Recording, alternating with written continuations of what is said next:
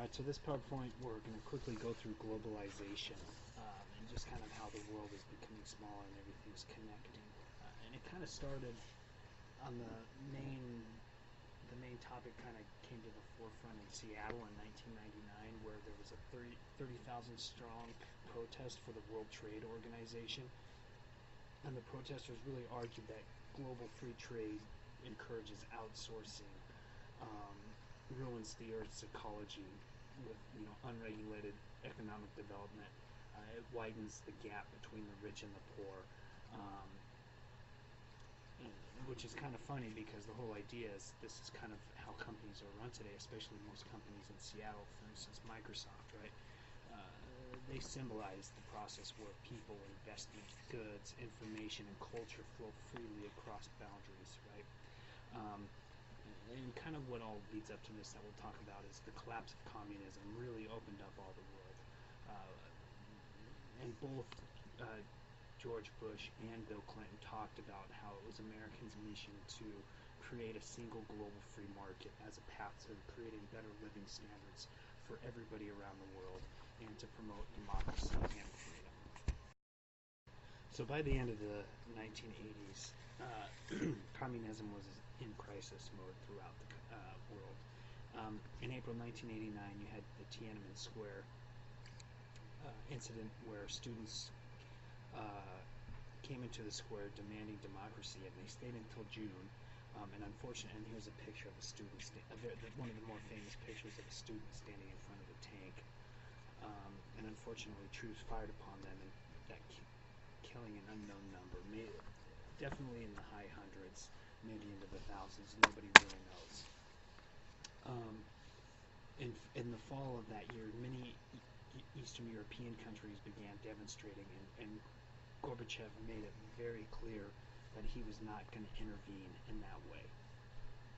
Then in November 9th, you get people starting to climb over the Berlin Wall, and then quickly after that, and almost completely nonviolent, the Velvet Revolution starts.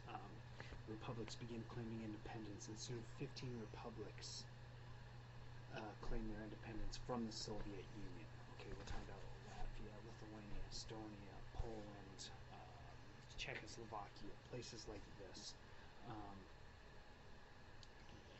And Gorbachev did not stop it, and he told them he wasn't going to. Also in Africa in 1990, you get Nelson Mandela, who was released from prison, and in 1994 he becomes the president of South Africa. South Africa was not a communist state. This is just something that's going on during the time. The world was kind of in flux in the late 80s, early 90s, and all of this. This was kind of dominating the world view at the time. In 1990, though, you also get the Gulf War. And by this time, the United States was the most dominant power in the world at this time, especially since communism and the Soviet Union collapsed. And what George H.W. Bush and the American government went to war, and they said they were going to create this new world order of democracy and freedom and living standards, things like that. We were going to spread democracy throughout the world, since communism showed that in most places it was crumbling. And what happens in the Gulf War, I'm sure most of you know, but quickly we'll go through it. Iraq invaded Kuwait, and this made people afraid that then Iraq would then attack Saudi Arabia, which was the biggest oil producer to the United States. So they rushed troops to defend the Kingdom of Kuwait, and in Operation Desert Storm, they quickly drove out the Iraqis, and the U.S. imposed sanctions on Iraq. But Hussein did stay in power, as did a large U.S. contingent, and that really makes people upset that there was a U.S. presence in the area after the Gulf War. Also, Kuwait was a independent country with its own borders, and so Iraq illegally invaded them. So that was also another reason why the United States intervened. But also in creating this new world order, it showed America's role of wasn't a step in the right direction for the U.S. government for making the world rooted in democracy things were interchangeable by this time. Democracy and free trade. This is also when you get Colin Powell saying a lot of bad things are going to happen in the world, but the United States cannot be the policeman. We need to only fight the wars that we can win and things that matter to us. At the same time, you have Dick Cheney, who was an advisor to Bush at this time, who the later vice president, said, no, we need to make sure that we can make the Middle East democratic, because if they're democratic, then they will become closer allies to the United States. So there was this controversy as to what kind of role the United States should play in the world. In 1991, the economy slipped, and a lot of people think this is why, although Bill Clinton was a very charismatic man and he's a very, very good politician, but either way, in 1991, the economy slipped. So in 1992, George Bush was defeated by Bill Clinton. He was a social liberalist, meaning he was for abortion, gay rights, affirmative action. But he was also very conservative fiscally. He wanted to reduce the government bureaucracy, and what he really wanted to do was end welfare, as we knew it. He wanted to make sure. He just wanted to make sure that every American had food, but at the same time, he wanted to end welfare. And one way to do that is to end the welfare system. That's what he believed. He also put Ruth Bader Ginsburg on the Supreme Court. She was prohibition. He talked about, he's the guy who kind of brought up the don't ask, don't tell in the U.S. Armed Forces. He raised taxes on the wealthy. He upped the earned income credit, and throughout his presidency, he actually raised 4 million people out of poverty.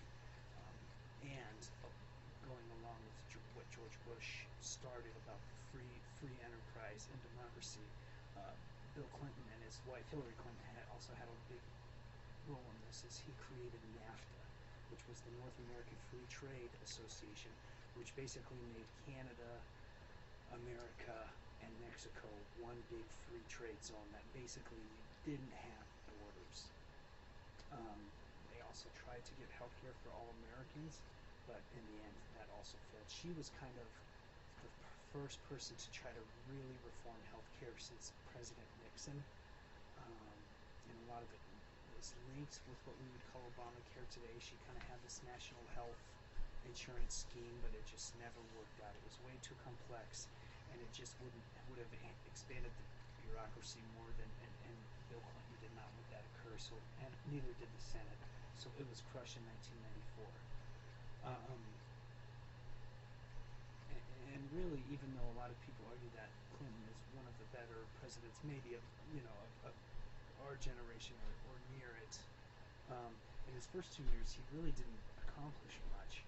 So for the first time since the 1950s, Congress was Republican dominated, and this is when Newt Gingrich comes into play. I think you guys may still see Newt Gingrich around a little bit. He's kind of a Republican thinker, and he comes up with this contract with America when he's running for president to cut taxes, to end economic and environmental regulations, overhaul welfare, and end affirmative action.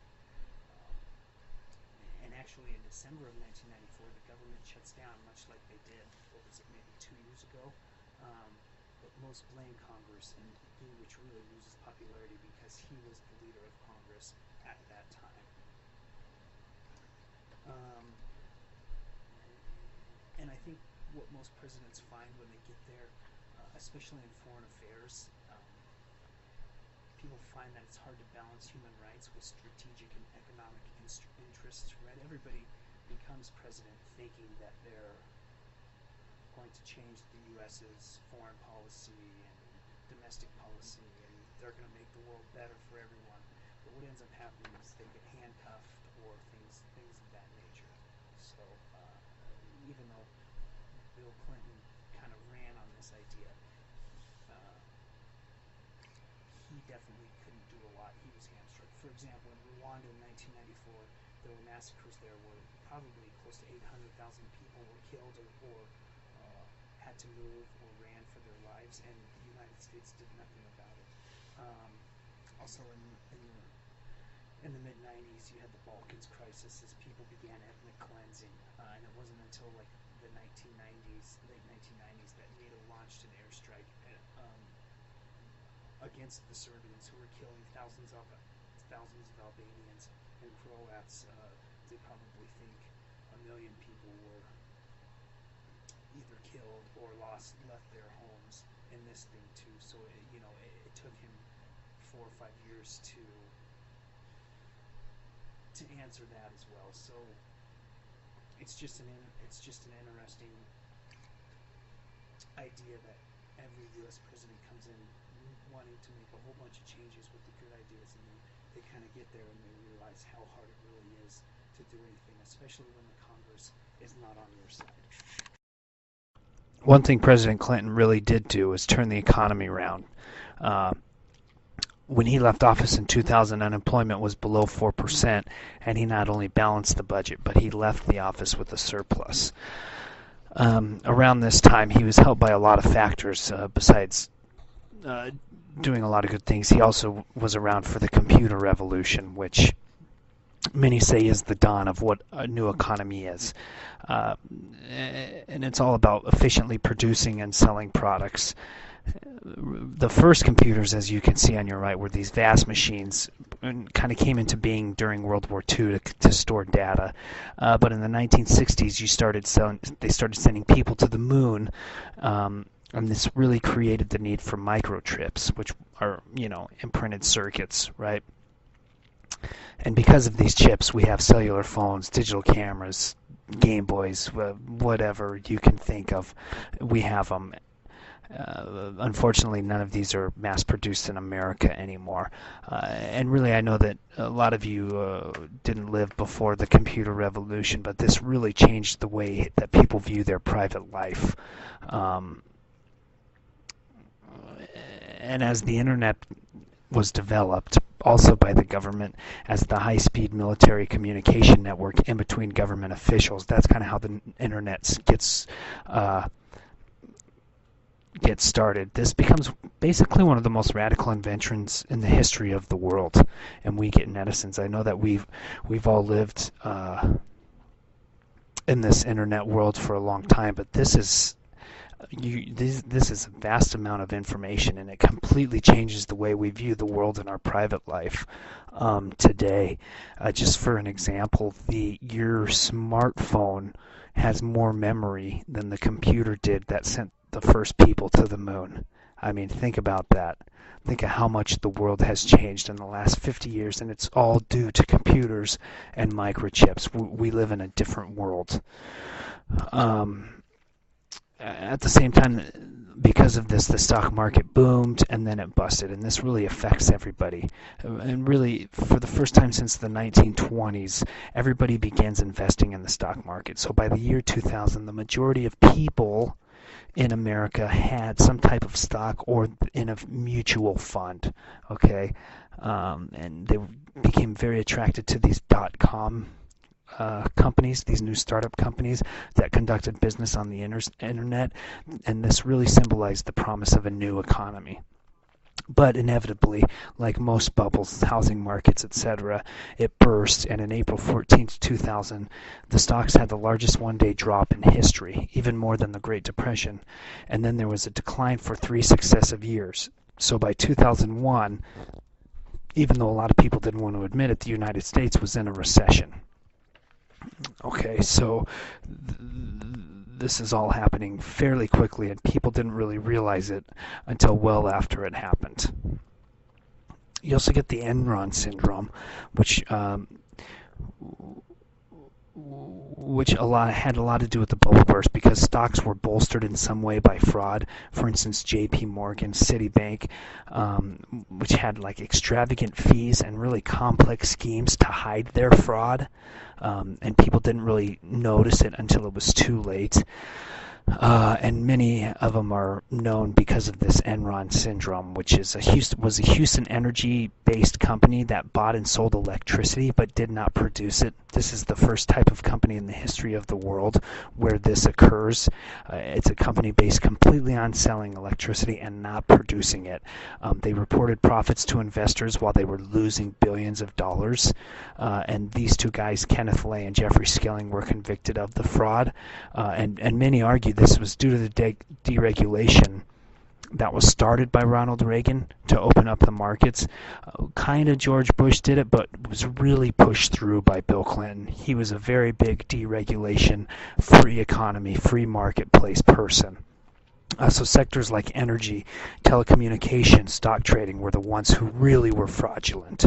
Okay, and banks began to do huge things because they knew that the government would bail them out. These banks that were too big to fail. Okay, we kind of hear about this. This is kind of the late 2000s, but so banks kind of get on the same kind of fraudulent type of thing. And so with the 2007-2008 collapse, both Bush and Obama had to do something about it. At the same time, and we've talked about it, I mean, you hear it all the time now, and we had the one percenters recently. There was a rising inequality in between Americans. The boom in the 1995, in the middle of the 1990s, really benefited all Americans with real wages and income.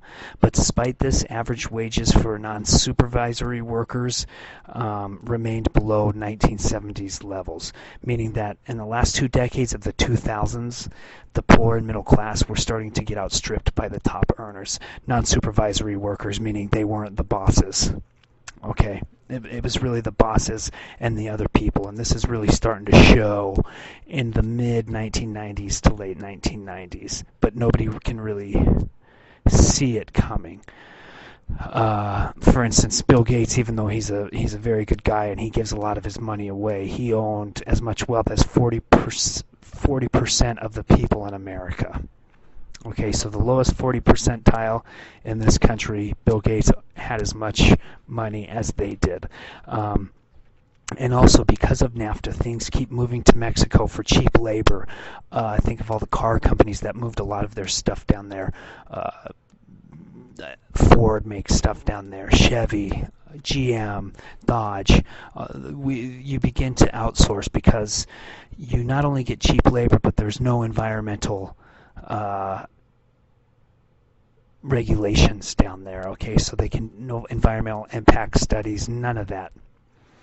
So for the first time in history in 2000, the United States no longer led the world in hourly wages of manufacturing jobs, and we can see that by the end of the 2000 into 2010. Many jobs were outsourced, and so this is one thing that people argue is bad for globalization. There's a lot of arguments for it, and we'll look into that later.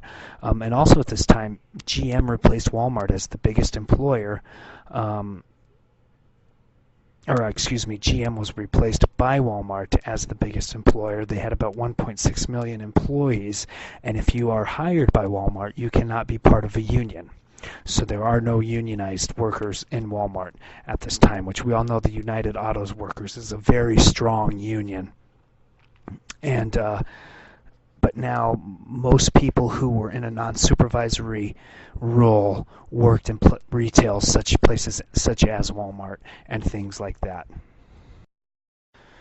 One thing that happens is everybody thinks that, not everybody, but some people thought once the world gets a little smaller that there will be global harmony, and you'll get all of these new cultures together and people will learn from each other, and I think in a lot of ways it did. You can travel most places now. You can learn language easily. You can see from the internet and TV shows and movies cultures of other people you can go visit, and you can FaceTime with them, Skype, etc., etc. So there are a lot of good things about multiculturalism. At the same time, you get a huge secularization of the world that was based on consumption, and so when you get this, you get a lot of religious Orthodox movements throughout the world. And we're talking about movements in India, Hindus, Israel.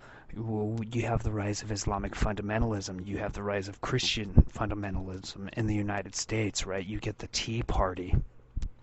Um, and so a lot of things occur because of globalization that were probably inevitable anyways, but they begin occurring in the early 2000s. In America, you get these newest immigrants too, and there's this real intensification of ethnic and racial identities in the world. Um, Between 1965 and 2000 is really when it became not just Europeans coming into America anymore. There were about 24 million people who came into America in this time, and about 50% came from south of the border, from Mexico, Latin America, South America, 35% from Asia, and a small number from Africa and the Middle East. Only about 10% of people, new immigrants, came from Europe. Because of this, more than 3 million Muslims came to America. And really, immigrants weren't really living in the city centers anymore. But many of them were still poor, and a lot of them were uneducated people who were leaving very violent or repressive governments. People from Haiti, Cambodia, sometimes Colombia, some smaller South American countries as well. But you also get a lot of Indians and South Koreans who were well educated and they couldn't get jobs, so then they come to America, and 40% of them who immigrated actually had a college education in the year 2000. Okay, so you get new immigrants, so you also get a new diversity. The Latinos are the biggest group who come in, and this whole term Latinos was invented in America, and it includes it's supposed to include all different types of origins. And basically anybody who comes from a Spanish-speaking country. It kind of broadly defines somebody, which isn't the best thing in the world to do, but a lot of them come from Mexico, a nation with somewhat high poverty, high birth rates, and the proximity just creates this massive legal and illegal immigration factor. I know we've all heard about the debate. In fact, I think President Obama in his last 2 years is really going to try to do something with immigration reform. We'll see if the Republicans let him or not. And they become highly visible in entertainment, sports, especially baseball, and politics.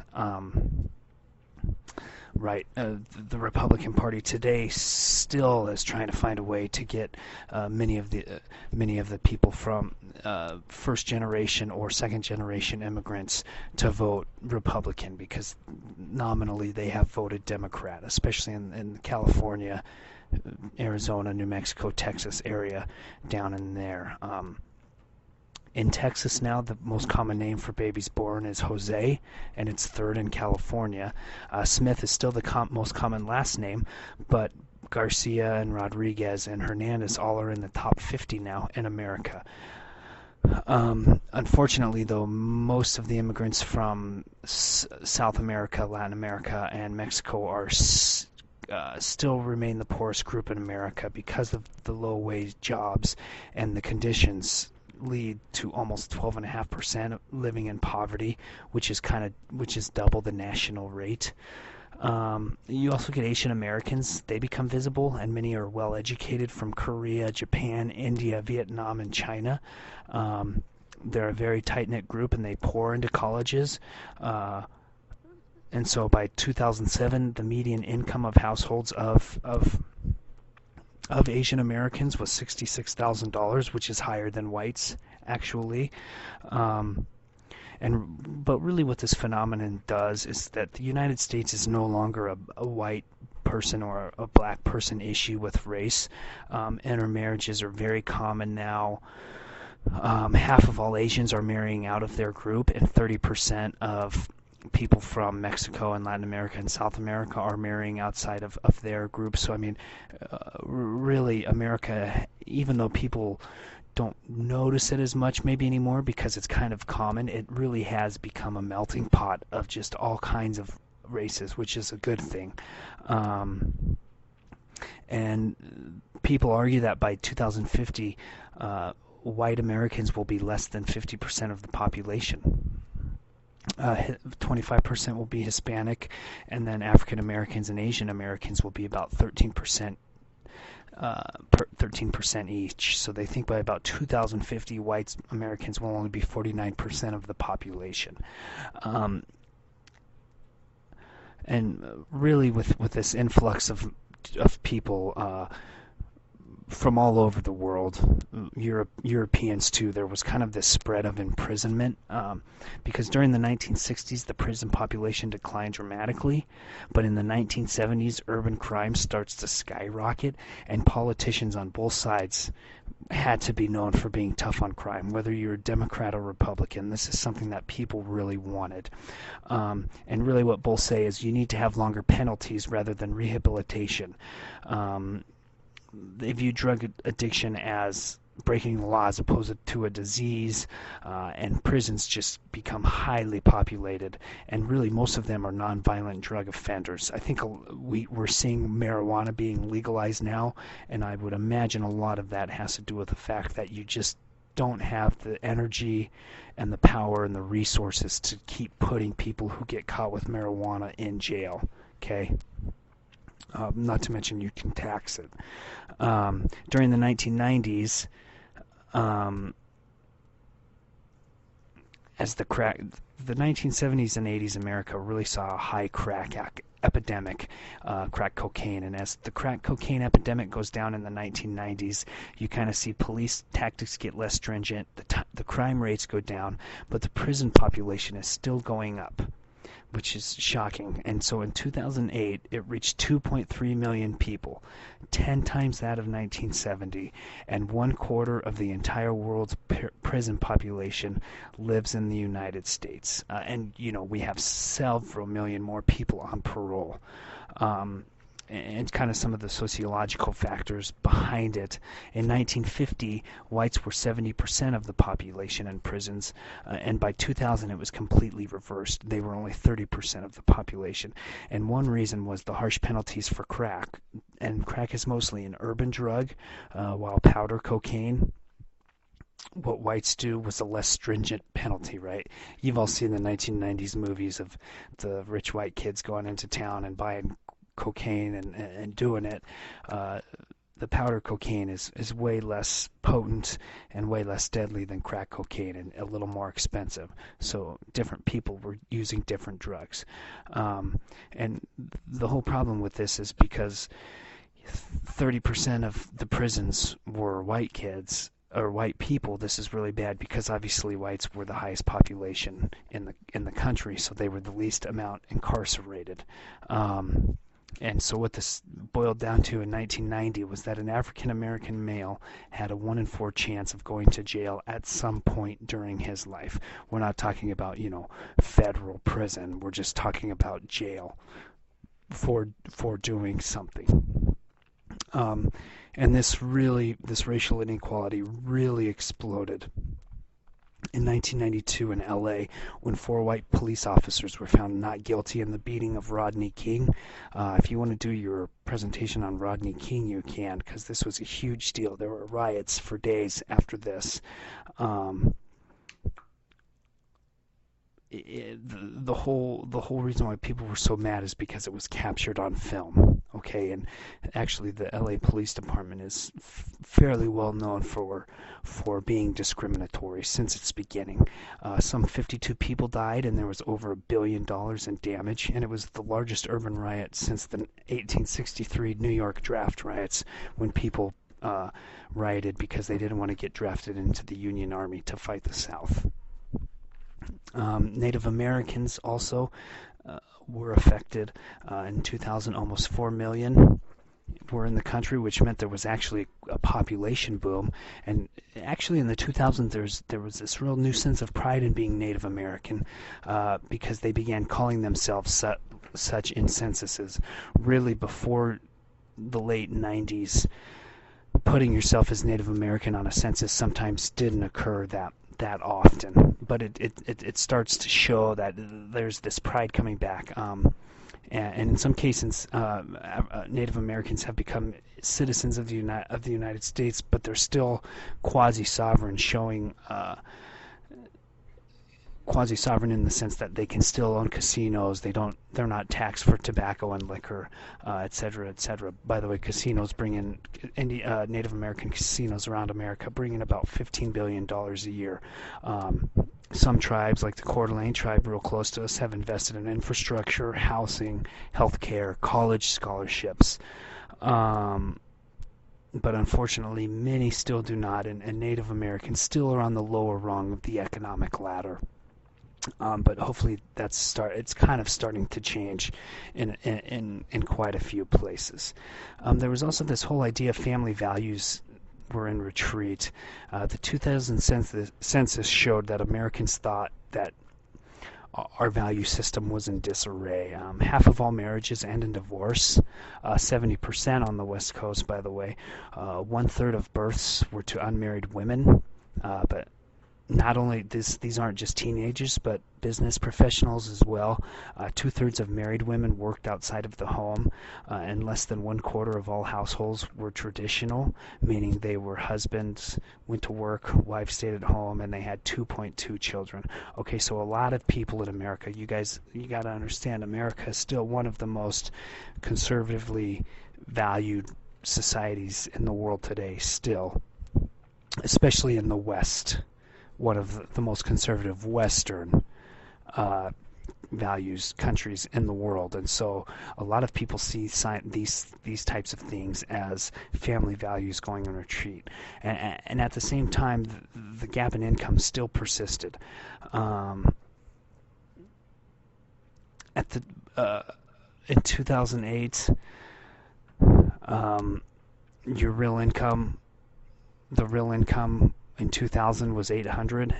Your real income in 2008 would be $610 per hour. So not per hour, but so for every $800 you made in 2000, in 2008, $800 was only $610. So actually, your real income and your wages are going down. But at the same time,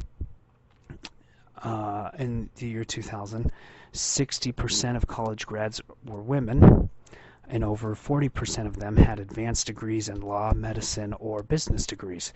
So there's kind of this whole idea of women having more jobs and opportunities and college degrees, but they're not getting paid the same, and at the same time their whole role as, let's say, Susie Homemaker, for instance, is changing, and that's not necessarily what's happening in the United States anymore. And so a lot of people are seeing this as kind of a betrayal of our whole value system, what made the United States what it was today. And we will see, obviously, we're still talking about things like this today. So the 90s and the 2000 election saw two very interesting political events that occurred. The first one was the impeachment of President Clinton. And the whole intense partisanship of the 1990s was a bit ironic, considering Clinton really was a centrist. He smoked weed in college. He married a feminist. He was a head of a multicultural administration, and he supported gay rights. At the same time, he was extremely popular, and this puzzled conservatives. But the reason why is probably because he was a fiscal conservative, in a sense, right? And so that was the whole reason why partisanship was so weird, because President Clinton was very much a fiscal conservative in a lot of ways. At the same time, as we've talked about, being a very, very big proponent of free trade, which is a Republican ideal to the core, correct? So this whole impeachment was very interesting. Scandals really abounded the day he took office. He and Hillary had profited from a shady real estate deal in Arkansas. The next year, Paula Jones says he harassed her when he was the governor.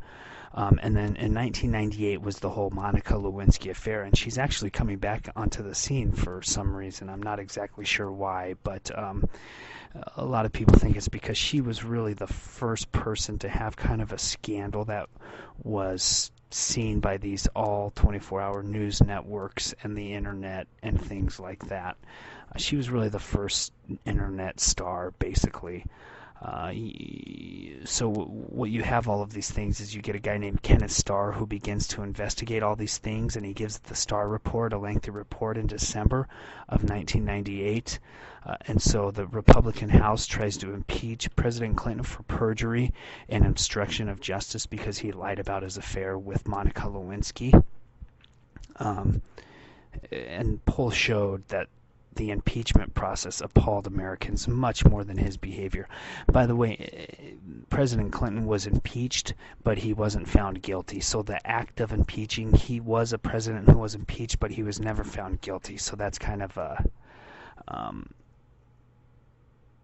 something that a lot of people don't understand. Even though he was still one of the only presidents to this day who was impeached. He was just not found guilty. Also, in the year 2000, we had the infamous disputed election, one of the closest elections in U.S. history, which was Al Gore versus George Bush. I invented the internet, Gore. Gore won the popular vote by 540,000 of the 100 million votes cast, or about 1/2 of 1%. And it all hinged on the Florida electoral vote, and Bush says he won, and the Democrats demanded a hand count because of what were called hanging chads. And you can see to the right, people were voting by punching holes, kind of like you punch a hole for like a baseball all-star team, or A, B, C, D, and you punched a hole. And a lot of these chads, so to speak, were hanging, so a lot of people couldn't see who voted for who. It was quite the debacle, actually. And the Supreme Court stops it by a 5-4 vote, and Governor Jeb Bush, George Bush's brother, says his brother wins. But what this really showed was that the country was almost divided evenly.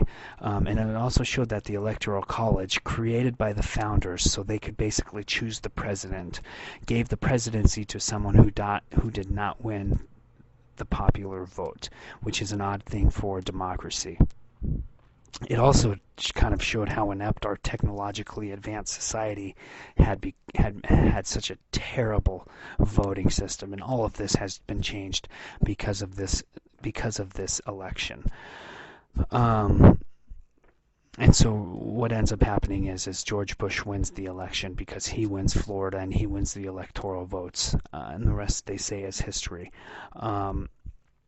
Counting both the congressional and the presidential races of the year 2000, they cost about $1.5 billion, meaning money really dominates politics. I don't know what the Senate was this year, but it was near that. I mean, we're 14 years later, but it was near that just for the Senate races this year. It was close to $1 billion. So think what the presidential race will cost somebody in 2006, right? $2 billion, $1 billion apiece probably. And it also showed that there was a disconnect of politicians from the electorate, because nearly half the eligible voters didn't vote, and more people watched the Nixon-Kennedy debate in 1960 than they watched the George Bush-Al Gore debates. And this is pretty shocking considering there's well over 100 million more people in America in 2000 than there were in 1960. So there is some type of disconnect between politicians and the regular people. At the same time, there were America, with all of these bad things that are occurring, America was still exceptional. In 2000, people in America were living longer than in any time in human history, and we're still, and a lot of societies are today, not just America. A lot of societies are material comfort that people had in 1900, they could not have even imagined what people in the year 2000 have. In 1900, the typical American had no phone, indoor plumbing, car, or even a high school education. Life expectancy was 74 for men and 79 for women, and it was 46 for men and 48 for women 100 years ago. At the same time, infant mortality, poverty, income inequality, and other kind of factors on what Western governments view as prosperity, America lacked these things, especially most economically advanced countries. Or infant mortality was higher, poverty was higher, and income inequality was higher than in most Western countries. We're also a much more religious country than any Western country. 60% of people in America view themselves as religious in some way. This is compared to 32 in Britain, 26 in Italy, and 11% in France. The United States had the highest murder rate with guns. For instance, in 1998, there were almost 12,000 murders with guns in America. There were 373 in Germany, 150 in Canada, 54 in Great Britain, and 19 in Japan. And at the same time, only 4 countries in the world have no national paid leave for afterbirth for moms after they have a child, and this is the United States, Liberia, Papua New Guinea, and Swaziland. Okay, so this kind of shows just the dichotomy between most Americans that we know of have most material comforts that a lot of people in this world do not, but at the same time there were a few exceptions to this, and so it kind of shows you this whole different dichotomy between American prosperity and American poverty. Okay, so it's interesting, and it's something that we deal with today, especially 2 years ago when you had the 99% rioting and sitting down in all the parks. So people are still discussing these types of things today, and then we'll discuss them a little more in our next PowerPoint.